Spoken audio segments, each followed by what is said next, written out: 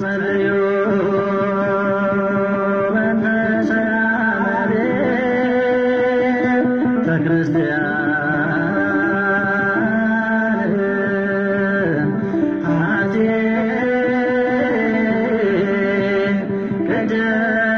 ቅድስት ጉባኤ እንተ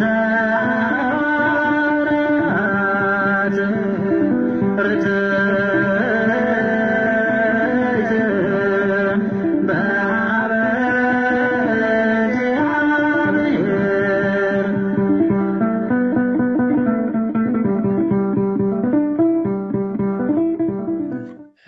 በጣም ወሳኝ በሆነ ጊዜ በዚህ አንገብጋቢ ጊዜ ቤተ ክርስቲያን ጥቃት ላይ በወደቀችበት ጊዜ ምዕመናኖች በማንነታቸው እየተሳደዱ እየተዋከቡ አገር አልባ እስኪሆኑ ድረስ አባቶች ገዳም የገቡ አባቶች በሰላም ይሄን ዓለም ተጠይፈው ገዳምም ገብተው ግን ዱላውም መሳሪያውም እዛው ያሉበት ድረስ እየሄደ በሚሰቃዩበት በዚህ ወቅት ዝምታውን ሰብሮ እንዲህ ያለ መድረክ ማዘጋጀት ትልቅ ነገር ነውና ኃላፊነትንም ታሪካዊ ኃላፊነትንም መወጣት ነውና ይህን መድረክ ላዘጋጃችሁት ሁሉ አክብሮቴን እንደ አንድ የሰብአዊ መብት ተሟጋች ከልብ ማመስገን እፈልጋለሁ። መግቢያውን ብቻ በፍጥነት ላንብብና ከዛ ሌሎቹን ሀሳቦች ግን እንዲሁ አጠራ አድርጌ አስቀምጣለሁ። በኢትዮጵያ ላለፉት 10 ዓመታት በተቀናጀ መልኩ ከፍተኛ በጀት ተበጅቶለት ሰፊ የሚዲያ የአየር ጊዜ ተሰጥቶት ሕገ መንግስታዊ የሆነ የሕግ ሽፋን ተችሮት መንግስታዊ መዋቅር ተዋቅሮበት በጥላቻና የሐሰት ትርክቶች የተሰነዱ ዶክመንተሪዎች በሰፊው እንዲሰራጩና አንድ ትውልድ እንዲቀረጽበት የተደረገው ዘር ተኮር ጎሳ ተኮር የሆነው የመከፋፈል ፖለቲካ ወይም በማንነት ላይ ያተኮረው ፖለቲካ ዋነኛ የጥቃት ዓላማ ያደረገው ሁለት የማንነት መገለጫዎችና አካላቶችን ነው። አንደኛው የአማራ ማንነት ላይ ያነጣጠረ ነው። ሁለተኛው ደግሞ ኦርቶዶክስ ቤተክርስቲያንን እና የኦርቶዶክሳዊ ማንነት ያላቸው ሰዎች ላይ ነው። የዚህ የዛሬው ጉባኤ ዋነኛ ትኩረት በኦርቶዶክስ ቤተክርስቲያንና አማኞቿ ላይ እየተፈጸሙ ያለውን ሰቆቃ፣ በማንነት ላይ ያነጣጠሩትን ለ10 ዓመታት የቆዩትን ጭፍጨፋዎች፣ የሀብት ውድመቶች፣ መተኪያ የሌላቸው ታሪካዊ ቅርሶች፣ ዝርፊያ እኔም በእነዚህ ላይ ያተኮረ ስለሆነ የኔም ጽሁፍ በዚሁ በአንደኛው አንጓ ላይ ያተኮረ ብቻ ይሆናል። ማለትም በኦርቶዶክስ ቤተክርስቲያንና አማኞች ላይ ሲፈጸም የቆየውን ሰቆቃ። በመላው ዓለም በጥንታዊነቷ የምትታወቀው የኢትዮጵያ ኦርቶዶክስ ቤተክርስቲያን በረዥም ጊዜ ታሪኳ ብዙ ፈተናዎችን ያሳለፈች ቢሆንም የኢትዮጵያ ፖለቲካ በአክራሪ ዘውገኞች እጅ መውደቁን ተከትሎ ባለፉት ጥቂት 10 ዓመታት የደረሰባት መከራና በምዕመናኑ ላይ እየደረሱ ያሉት ጥቃቶች የዘር ማጥራት ወይም የዘር ፍጅት ባህሪን እየታየባቸው ከዕለት ዕለት መምጣታቸው ጉዳዩን እጅግ አሳሳቢ እንዲሆን አድርጎታል። በዚህ መድረክ ላይ እንድናገር ስጋበዝ ጥያቄውን ያለምንም ማቅማማት የተቀበልኩት ቤተክርስቲያኗ ካላት ጥንታዊነት፣ ሰፊና ጠንካራ ተቋማዊ ብቃት፣ በምዕመናኗ ብዛት በውስጧ አቅፋ በያዘቻቸው የሚደንቁና ዓለም የሚደመምባቸው ቅርሶችና እውቀቶች፣ በውስጧ ያሉ ሊቃኖች፣ ከፍተኛ ተጽዕኖ መፍጠር የሚችሉ ብፁዓን አባቶች ያላት ቤተ ክርስቲያን ይህ ሁሉ ውርጅብኝ ሲወርድባት፣ ታሪካዊ ቅርሶቿ ሲወድሙና ሲዘረፉ፣ አድባራት ሲቃጠሉ፣ ገዳማት በታጣቂዎች ሲደፈሩ፣ ምዕመናን ልጆቿ በየሜዳው ሲታረዱ፣ ሲሳደዱ፣ ሲፈናቀሉና አገር አልባ ሲደረጉ እንዴት ድምፅ የሚያሰማ እንዴት ግፉን የሚያስቆም እንዴት ለኦርቶዶክሳዊ ሰማዕታት ግፉዓን ድምፅ የሚሆን ይጠፋል የሚል የረጅም ጊዜ በውስጤ የሚነሳ ጥያቄና ቁጭት ትዝብትም ጭምር በውስጤ ስለነበረ ይህ ጥያቄ ሲቀርብልኝ ቶሎ ነው በደስታ የተቀበልኩት። ልክ ይህ ጉባኤ መዘጋጀቱን ስሰማ ያ ስናፍቀው የቆየሁት በኦርቶዶክስ ቤተክርስቲያንና በአማኞቿ ላይ የሚፈጸመው የመብት ጥሰት ከመብት ጥሰትም አልፎ ዓለም አቀፍ የወንጀል ባህሪ የያዘ ጭፍጨፋዎች እና ተከታታይ ግድያዎችና ዝርፊያዎችን ለዓለም ለማሳወቅና ለግፉዓን ድምፅ ለመሆን የተዘጋጁ ኦርቶዶክሳውያን መኖራቸውን እንዳውቅ አድርጎኛል። ባለቤቱ ያቀለለው አሞሌ ባለዕዳ አይቀበለውም እንደሚባለው እናንተ የጉዳዩ ባለቤቶች፣ የገፈቱ ቀማሾች፣ የእምነቱ ተከታዮች ዝም ካላችሁ ማን ድምፅ ሊሆን ይችላል? ማን ጥቃቱን ሊያስቆም ይችላል? እያልኩ በተደጋጋሚ በማገኘው መድረክ ሁሉ አባቶችን ወቅስ ነበር በድፍረት። የቤተ ክርስቲያን መሪዎችን ምን ሆነው ነው? ምን ቢነካቸው ነው ይችን የተመሰለች የተቀደሰች ብዙ ጸጋ የተሰጣት ቤተ ክርስቲያን እጃቸው ላይ ወድቃ እንዴት እንዲህ ልትጠፋ ሕልውናዋ አደጋ ላይ ሲወድቅ እያዩ ዝም ይላሉ? እያልኩ ሁሌ ባልተገራ የሕግ ባለሙያ አንደበቴ ነቀፌታ አሰማ ነበርና እስከ ዛሬ ለወቀስኳችሁ ሁሉ ከልቤ ይቅርታ መጠየቅ እፈልጋለሁ። ግን ከተቆርቋሪነት ለሰው ልጅ ካለኝ ተቆርቋሪነት እንደ አንድ የኦርቶዶክስ ቤተክርስቲያን እምነትና በኦርቶዶክስ ቤተክርስቲያን እንዳደገ ሰው ደግሞ ለእምነቱም ካለኝ ተቆርቋሪነት የመነጨ ነውና በዛ ይያዝልኝ። ሁለተኛው ማተኩርበት ጉዳይ የጥቃቶቹ መንስኤዎች ምንድን ናቸው? እኔ ለረጅም ዓመት ከ25 ዓመት ከ26 ዓመት በላይ በሰብአዊ መብት ጥሰት ጉዳይ ምርምር ሳረግ ነው የቆየሁት። በብዙ ቤተክርስቲያኖች ጥቃት ቦታቸው ላይ ተገኝቼ ነገሮቹን ከሀገር እስከተባረርኩበት ጊዜ ድረስ በየአድባሩ እየዞርኩ ጉዳት የደረሰባቸውን ምዕመናንን፣ ቀሳውስትን አናግር ነበረ። አንዳንዶቹን በዓይኔ እያየ የሰውነታቸውን ጉዳት፣ ቁስላቸውን፣ በደላቸውን፣ ቃላቸውን እየተቀበልኩ መግለጫ ዓለም እንዲያውቀው በሚያደርገው በኢትዮጵያ ሰብአዊ መብት ጉባኤ ውስጥ በዋና መርማሪነት ሰራ ስለነበር ለጉዳዩ እንግዳ አይደለሁም እና የጥቃቶቹ መንስኤ በኢትዮጵያ ኦርቶዶክስ ቤተክርስቲያንና በአማኞቿ ላይ ያነጣጠሩት ተከታታይነት ያላቸው ለዓመታት በማያባራ መልኩ የቀጠሉት ጥቃቶች ድንገተኛ ክስተቶች ወይም የተወሰኑ ሰዎች ድንገት ተነስተው በደመነፍስ የሚፈጽሟቸው ጥቃቶች እንዳልሆኑ ማሳየት፣ ጥቃቱ በማንነት ላይ ያነጣጠረ፣ በትርክት ላይ የተመሰረተ፣ ስልት የተነደፈለት፣ መዳረሻ የሆነ የፖለቲካ ግብም እንዳለው ጭምር ዓለም እንዲረዳው ለማድረግ ይረዳል። ከዛም አልፎ የጥቃት ፈጻሚዎቹን ፍላጎትና እሳቤ በቅጡ እንድንረዳና የዛሬ 30 ዓመት በተፈጸመውና ዛሬ ላይ እየተፈጸመ ባለው ወንጀል መካከል ስልታዊም ሐሳባዊም የግብም ጭምር ግንኙነት እንዳለ ለማየት ያስችላል። የሚፈጸመው የጥቃት አይነት ከተራ ወንጀል ያለፈ፣ ፖለቲካዊ ግብ ያነገበ፣ መንግስታዊ ሽፋን የተሰጠው፣ በማንነት ላይ ያነጣጠረ፣ የዘር ማጥራት ወይም ኤትኒክ ክሊንሲንግ ተብሎ በዓለም አቀፍ ሕግ ጭምር የተፈረጀው የጥፋት አይነት እና በማንነት ላይ ያነጣጠረ የዘር ጭፍጨፋ ወይም ጄኖሳይድ ተብሎ የሚፈረጀው አይነት የዓለም አቀፍ ትልቁ ወንጀል አይነት ባህሪ ያለው መሆኑን በአግባቡ ለመረዳትም ያስችላል። በቤተ ክርስቲያን አማኞች ላይ ሲፈጸሙና እየተፈጸሙ ያሉ በማንነት ላይ ያተኮሩት ጥቃቶችና በቤተ ክርስቲያኗ ታሪካዊ ቅርሶች ላይ እየተፈጸሙ ያሉ የማውደም እርምጃዎች ምንጫቸው ከዚህ በታች የሚከተሉት እንደሆኑ ብዙ ጥናቶችና የሰብአዊ መብት ተቋማት ያደረጓቸው ክትትሎች ያሳያሉ።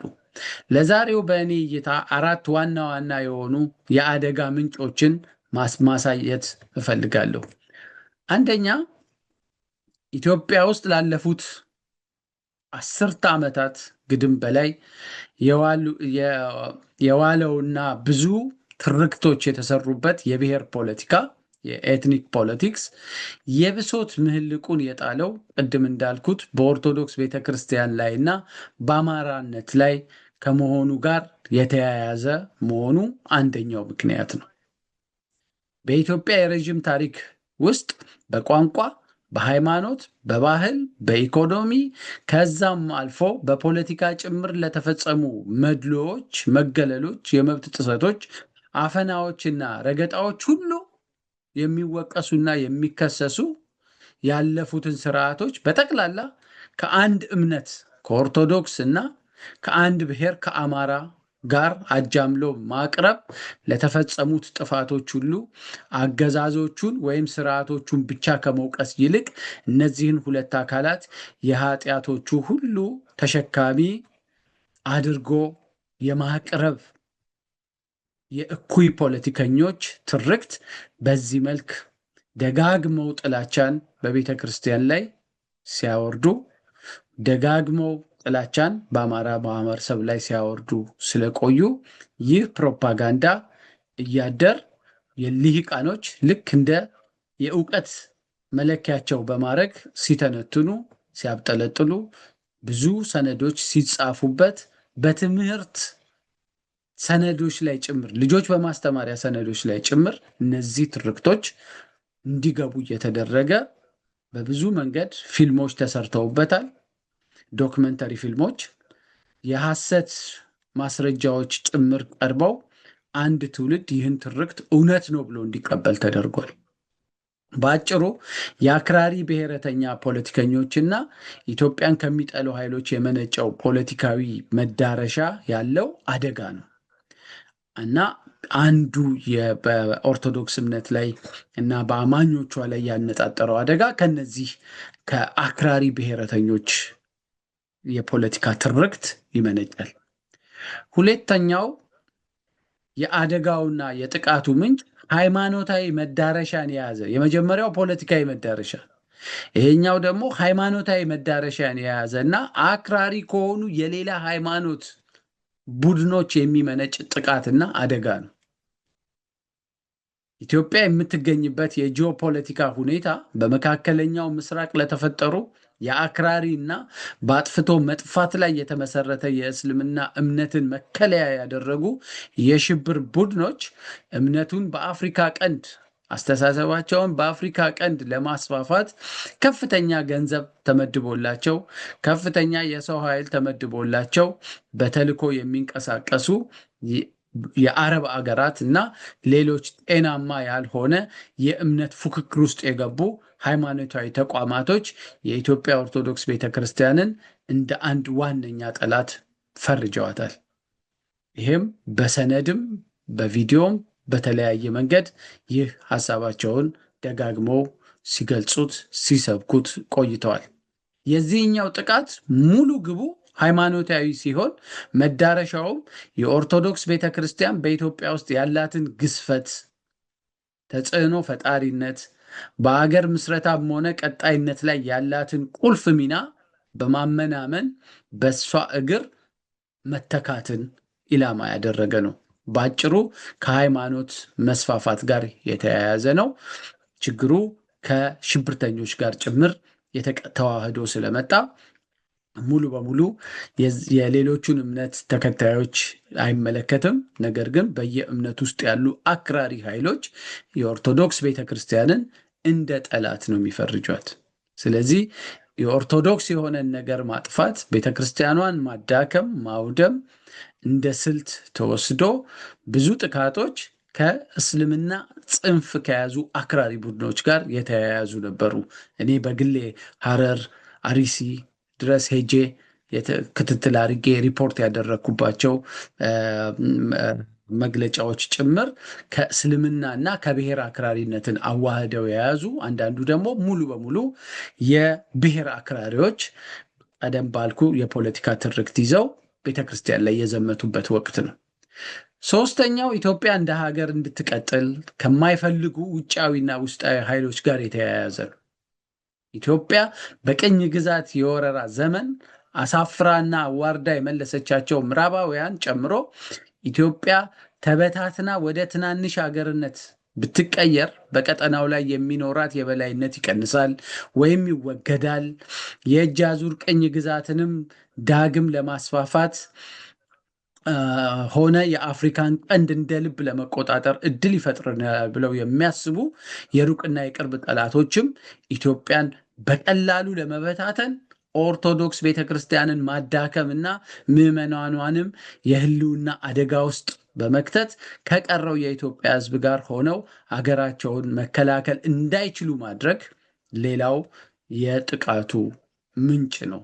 ከፍተኛ ዶላር ተመድቦለት በከፍተኛ ገንዘብ ስፖንሰር እየተደረገ ቤተክርስቲያንን ሊያዳክሙ የሚችሉ ስራዎች ከቫዮለንስ ወይም ጥቃት ጀምሮ እስከ ፕሮፓጋንዳ ቅርሶቿን እስከ ማራከስ እስከ መዝረፍ ይጨምራል። አራተኛው የጥቃት ምንጭ በቤተክርስቲያን ላይ እጅግ አሳዛኝና አሳፋሪም የሆነው ነገር ግን ቀላል የማይባል አደጋን በቤተክርስቲያኗና በምዕመናኑ ላይ የጋበዘው በራሷ በቤተክርስቲያኗ ውስጥ ያለው ስር የሰደደ የአስተዳደር ብልሹነት፣ መረን የለቀቀና ከመንፈሳዊ ተልዕኮዋም የሚቃረን የቤተክርስቲያኗን አባቶችና መሪዎች ወደ አደጋ ውስጥ የሚጥል ሁኔታ ነው። ይህን መናገር እንደ ድፍረት የሚያስቆጥርብኝ ቢሆንም ቤተክርስቲያንን ለመታደግና ያንጃበበባትን የህልውና አደጋ ለመቀልበስ ዋነኛውና ቁልፉ መፍትሄ ያለው ከዚያው የችግሩ ምንጭ ጋር የተያያዘ በመሆኑ ይህን ችግር መናገርና መጋፈጥ ካልተቻለ አደጋውን መቀልበስም ሆነ ቤተክርስቲያንን መታደግ ስለማይቻል ነው። የራሳቸውን የድሎት ደሴት ፈጥረው ሀብቷን ሀብታቸው፣ ክብሯን ክብራቸው፣ ሞገሷን ሞገሳቸው አድርገው በመሪነት የተቀመጡ የቤተ ክርስቲያኒቷ አባቶች የጠፉትን በጎች ፈላጊ እረኞች ሳይሆኑ በጠፉ በጎቻቸው ሲፈለጉ ያልተገኙ እረኞች ሆነዋል። ሁሉንም ማለት አይደለም። ገዳማት በታጣቂዎች ሲደፈሩ፣ መነኮሳት ሲገደሉና ሲዋከቡ፣ የቤተ ክርስቲያን ታሪካዊ ቅርሶች ሀብቷ ሲወድም፣ አድባራት እንደ ጧፍ ሲነዱ፣ ምዕመናን ለማህተማቸው ሲሉ ሲታረዱ፣ ሲሰቀሉና ሲሳደዱ እነኛ የጠፉ እረኞች የቤተ ክርስቲያኗ አባቶች ድምፃቸውን አጥፍተው በሌሎች ጉዳዮች መጠመዳቸው በቤተ ክርስቲያኗ ላይ ያነጣጠሩት ማንነት ተኮር ጥቃቶችና ውድመቶች በብዙ እጥፍ እንዲጨምሩና እንዲባባሱ አድርገዋል። በላያቸው ላይ ሌላ ሲኖዶስ እንዳይቋቋም የተረባረቡ ግፈኞችን የተጋፈጡ ምዕመኑን ከጎናቸው ያሰለፉ አባቶች በቤተ ክርስቲያኗ ላይ እየተፈጸሙ ላሉ ማንነት ተኮር ጥቃቶች በዛው ልክ ምላሽ ለምን አልሰጡም? ይህን ጥያቄ አንስቼ ወደሚቀጥለው ርዕሴ እሄዳለሁ። የጥቃቶቹ አይነቶች እንግዲህ ከላይ የዘረዘርኳቸው የጥቃቶቹ ምንጮች ናቸው።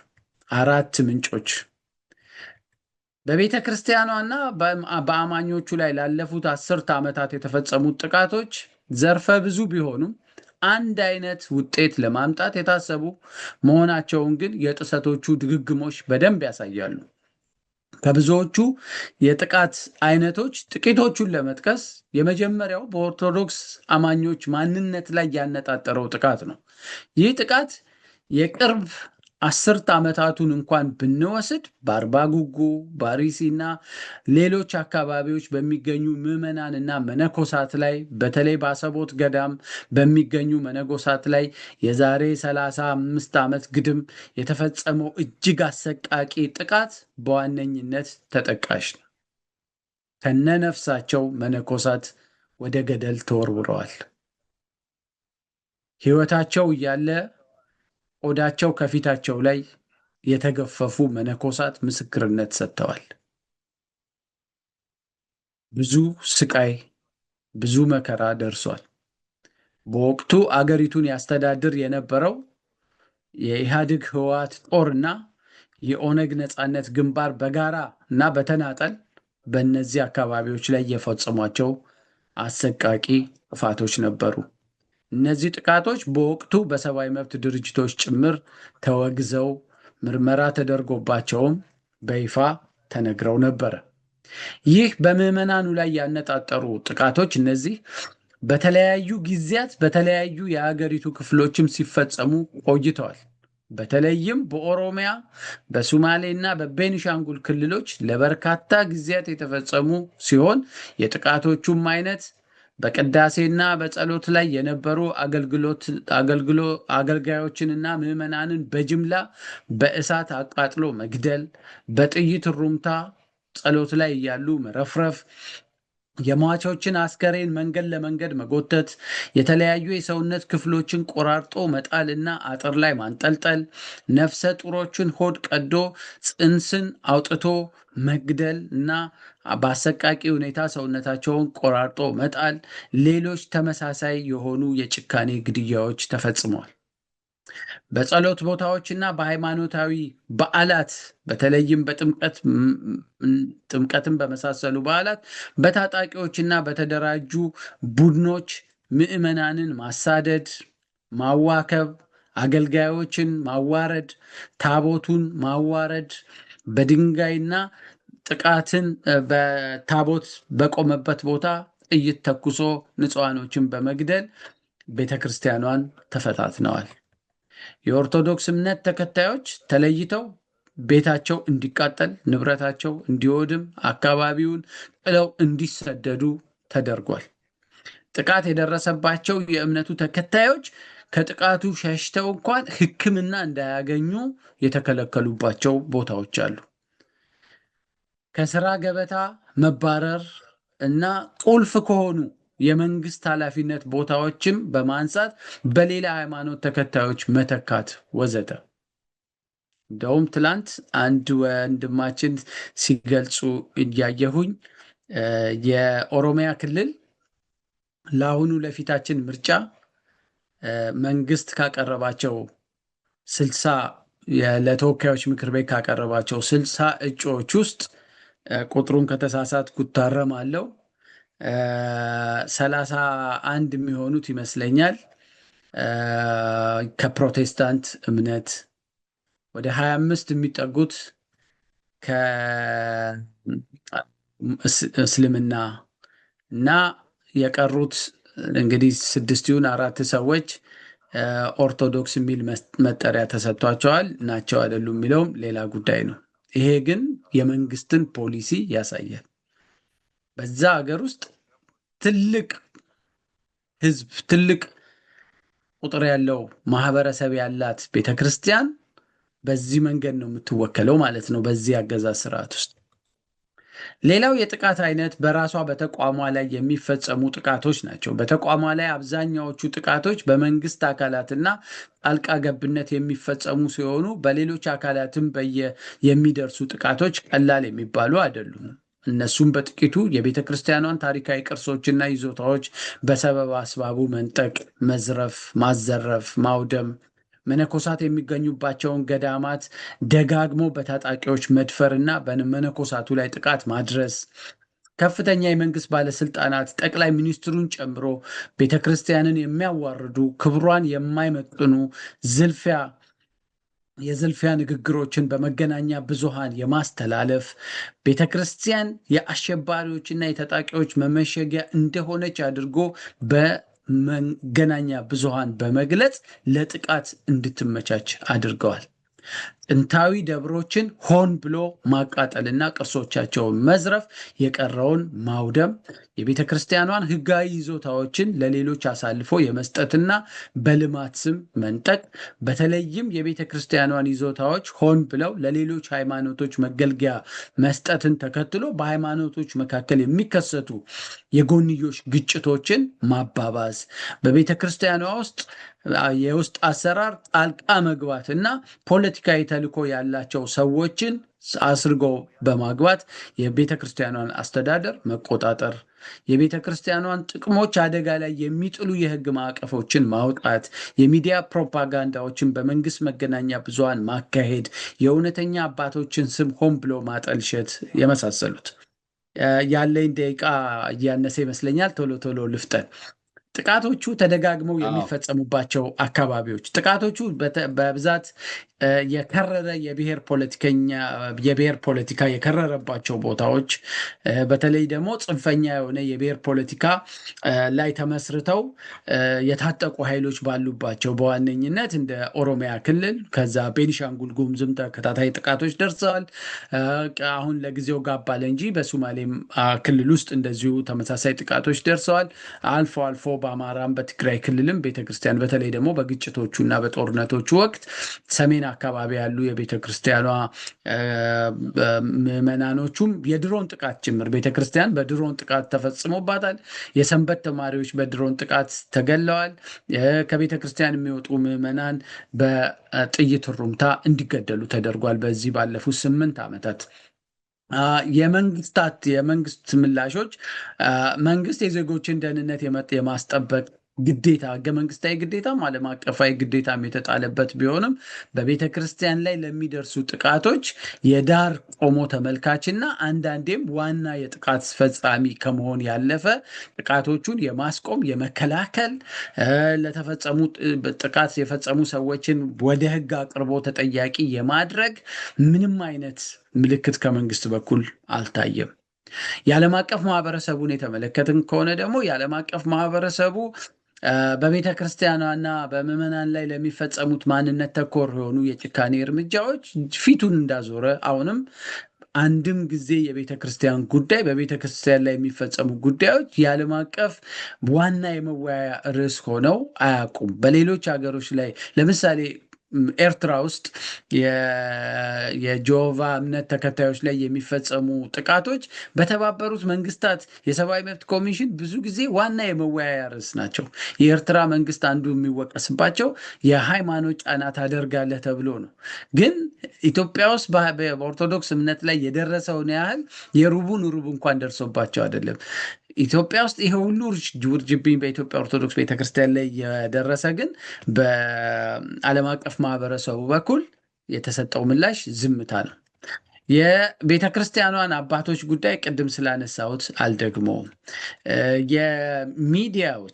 የመንግስት ሚዲያዎች ያው የመንግስት አንደበቶች ስለሆኑ የቤተ ክርስቲያንን ጉዳይ እዛው አይናቸው እያየ የሚፈጸሙት እንቅፋቶች እንኳን አይዘግቡም።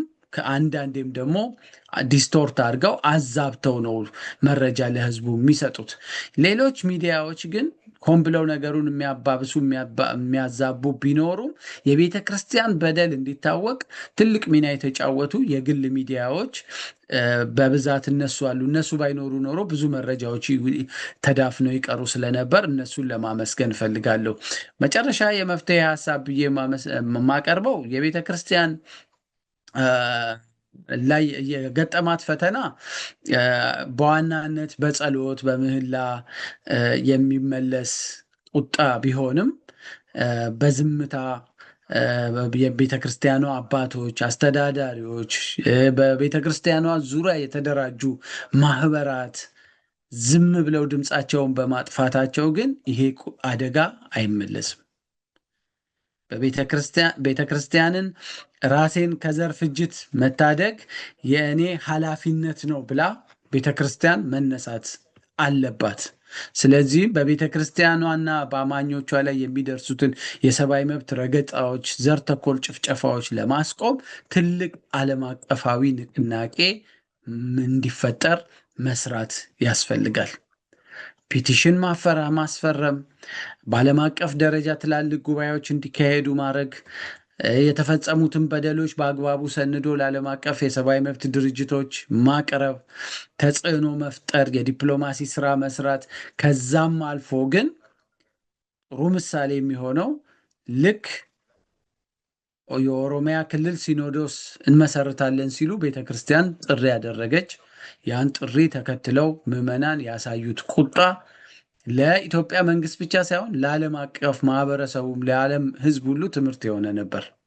የኢትዮጵያ ዝም ያለው የኦርቶዶክስ ህዝብ ማህበረሰብ ዝምታውን ሰብሮ ለነዚህ በየቀኑ ለሚታረዱ ለሚጨፈጨፉ ምዕመናን ለማህተባቸው ሲሉ እስከ መጨረሻው መስዋዕትነት ለሚከፍሉ ወገኖች መብት ደህንነታቸው እንዲጠበቅ ለቤተ ክርስቲያኗ መቀጠል ለህልውናዋ ሲል ዝምታውን ሰብሮ ወደ አደባባይ በመውጣት እምቢኝ፣ ቤተ ክርስቲያኔን አትንኩ፣ እኛ የሰው ጥግ አልደረግ ማንንም ቤተ ክርስቲያን ነክታ አታውቅም፣ አትንኩን ብሎ ህዝበ ምዕመናኑ የቤተ ክርስቲያኗም አመራሮች በተለይ ደግሞ ማህበራት እንደ ማህበረ ቅዱሳንን ጨምሮ በርካታ ማህበራት ድምፃቸውን ማሰማት ወደ አደባባይ መውጣት አለባቸው ላለው አመሰግናለሁ።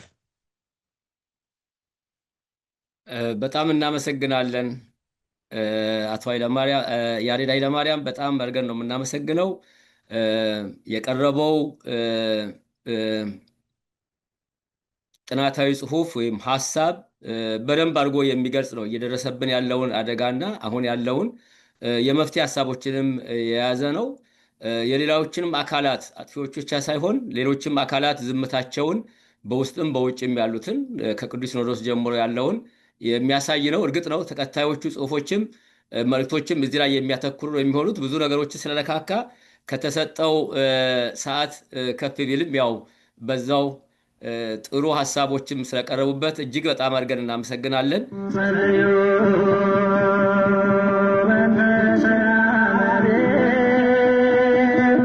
ክርስቲያን